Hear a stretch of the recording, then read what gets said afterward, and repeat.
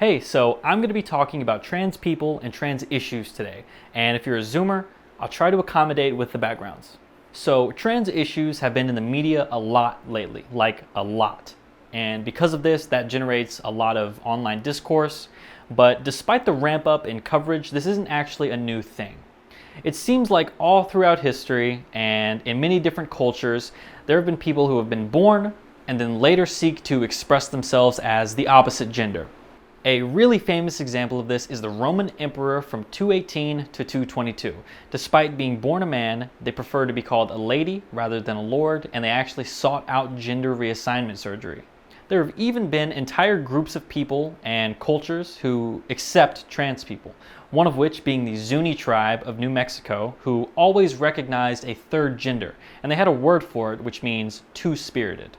But even though there have been groups who do accept trans people, we're obviously seeing trans issues talked about in a much less accepting way right now. So before I get too deep into this, I'm going to try my best to define a lot of the terms that we're going to be seeing a lot here. So first up, we have socially transitioning. And this can manifest itself in a few different ways, such as dressing in a way that affirms your gender, asking friends and family to use preferred pronouns, or even by going by a different name entirely. So now we have medically transitioning.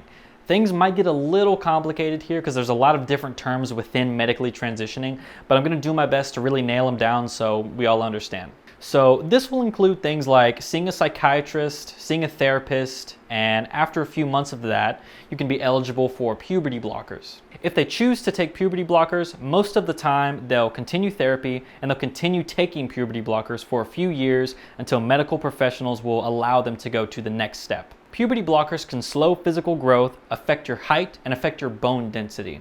In most countries, you can't legally go to the next step of transitioning, which is called hormone treatment, until you're 16, and even at that, you need a parent's consent, a psychiatrist's consent, and consent from your doctor. The reason for so many restrictions is because, unlike puberty blockers, many of the effects of hormone treatment are not reversible. Some of these changes include developing facial hair, developing breasts, changing your physical body shape, and deepening of your voice. The treatment itself actually comes in a few different forms. It can be a shot, patch, cream, gel, or implant. Hormone treatment has been proven to help trans people with their depression and anxiety. So after all this treatment, they're then given the option to go to gender-affirming surgeries. A few of these surgeries for males will include things like hysterectomy, top surgery, and phalloplasty. And for women, these surgeries might include breast augmentation, laser hair removal, tracheal shave, and facial feminization. To just consider getting surgery, you need to be at least 16, you need to have a doctor's consent, a psychiatrist's consent, and a parent's consent. And if you're over 18, you still need a psychiatrist and a doctor's consent. And you're also required to have been on your hormone therapy prescription for at least a year. Most trans people actually opt to not receive surgery simply because the price is so high and a lot of insurance companies aren't actually willing to cover the cost. So now I'm going to talk about gender dysphoria. This is something we've probably all heard. I don't know if we all understand it, but I'll try to define it now. So gender dysphoria is a psychiatric diagnosis. People with gender dysphoria may have changed their appearance, behavior, or interests. A lot of people who struggle with gender dysphoria actually get misdiagnosed as having depression or anxiety, just because all the symptoms are really similar.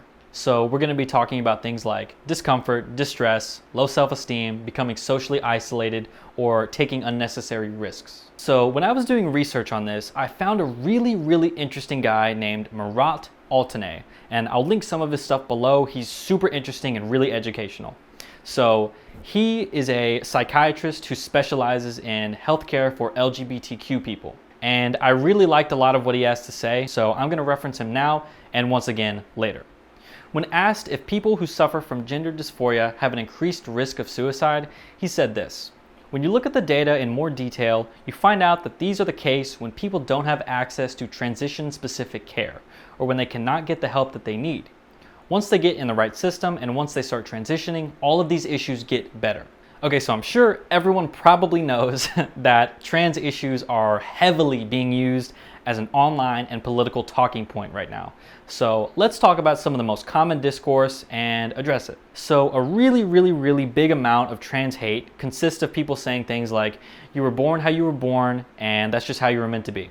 Murat Altanay, who I talked about a minute ago, the psychiatrist, he spoke on this exact thing, and I'm going to reference him again because he said something perfect. He says the brain and the body can go in different directions. Gender is not only in our genitalia, there's something in the brain that determines gender. So I don't know if we all know what the Daily Wire is, but it's pretty much a media company owned by Ben Shapiro that hosts a lot of different conservative people, and they have their own various shows where they talk about different subjects. So one of the people on that network, his name is Michael Knowles. He gave a speech at this most recent CPAC. I'll just play it. Transgenderism must be eradicated from public life entirely. The whole preposterous ideology. So obviously, after he gives this speech, a lot of people were talking about it, and a lot of articles were being written about it. And he didn't really like how they were portraying him, so he comes out on his show and says, no, I wasn't asking for violence against trans people. I wasn't asking for trans people to be killed. I was simply saying that transgenderism needs to be eradicated from public life. So once people decide that they want to transition, no matter how that manifests itself, socially, medically, whatever, when people go down that path to realizing that they would be happier expressing their gender in a different way than how they were assigned at birth, that's their identity. That's a foundational building block on top of everything else that makes you you. That's just who you are. I think a lot of people, such as Michael and people of the older generations, see people who were trans as people kind of riding a trendy wave started by like the Zoomers or whatever, or like wokeness or something. And it's like a little attachment to your personality that'll like die off in a few years or something. But obviously that's super ignorant and so wrong that when you call for transgenderism to be exterminated, you're calling violence on people, because people are trans. It's not this third-party thing that you just clip onto your personality. It's you. So something that I hear all the time, you might hear about it all the time too, I don't know, is that doctors are doing gender reassignment surgeries on toddlers, on people really young, and it's like mutilating children, right? Obviously, we talked about that earlier. It's a really, really long process. You have to be at least 16. You have to have a ton of medical professional consent, as well as your parents if you're under 18. And this is after a lot of therapy, a lot of prescribed medicine, and it's not something you can just do on impulse. I can't just wake up and go, okay, I want to get a gender reassignment surgery. Let's just do it, and I'll have it in a day or a week or a month. No, it takes years. It's long. It's strenuous. It takes forever. This take is very ignorant and terrible. Oh yeah, and a huge thing right now. This actually might be the biggest anti-trans talking point. It probably is the biggest actually. So people say that trans people being near children is grooming, and it's like indoctrinating them to be trans one day. So my response is immediately, let's just flip this on its head and see if it makes any sense, right? So, straight person is near a child. Was the child groomed? Was the child indoctrinated to be straight? Obviously, no one is going to say that, and it doesn't make any sense at all. But if I was talking to a transphobe right now, their response might be something like, well, being straight isn't the issue. Being trans is the issue. And so, let's get into why that's fucked. So, this insinuation that a trans person can just like flip the switch of anyone's identity or sexual expression that they're near, child or not, is crazy. Because people are trans in the first place because of a psychiatric diagnosis. This isn't something that can just be passed around through exposure, right? It's not the flu. Like, it's just not how it works. So on top of what I've already said, I'm going to say some more. I think being trans anywhere in the world is perfectly fine, and there's not one single issue with that in any way, shape, or form. It's just kind of funny that it's a particular issue here in the States. It's truly ironic because a couple hundred years ago, a few people got together and they started writing on a piece of paper. And I'm going to read you an important excerpt from this piece of paper, and you can tell me if you recognize it. You just might.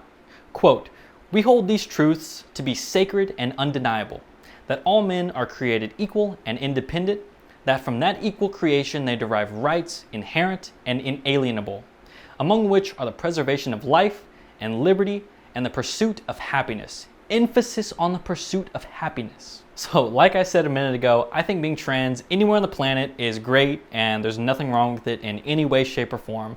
But given that this document is mixed into the fabric of the United States, you should probably have the option to be trans and like live a normal life here. But no, I guess not. If your pursuit of happiness is changing your name, is dressing in a way that affirms your gender, is receiving gender affirming care, no one has the right to take that away from you under any circumstance. So given how much we actually hear about trans people and trans issues in the media, I thought it might be interesting to actually figure out roughly how many people are trans.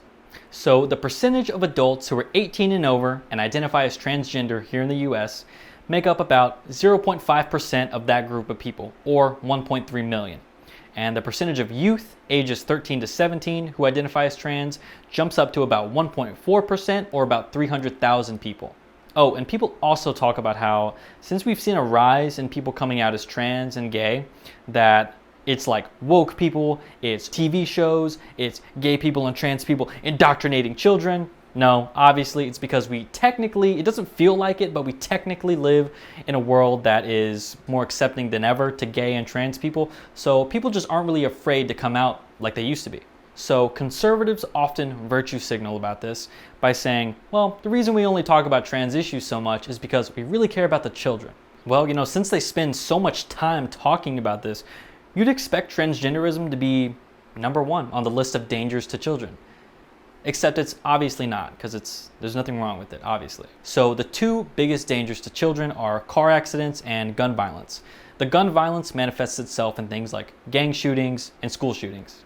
And this is really, really unfortunate because gun issues have kind of been stuck in political hell for a long time. And I really doubt that conservatives are willing to compromise on any of this. But like just recently, DeSantis in Florida passed a bill to allow you to carry a concealed weapon with no permit. So you don't actually even need to get a permit for that.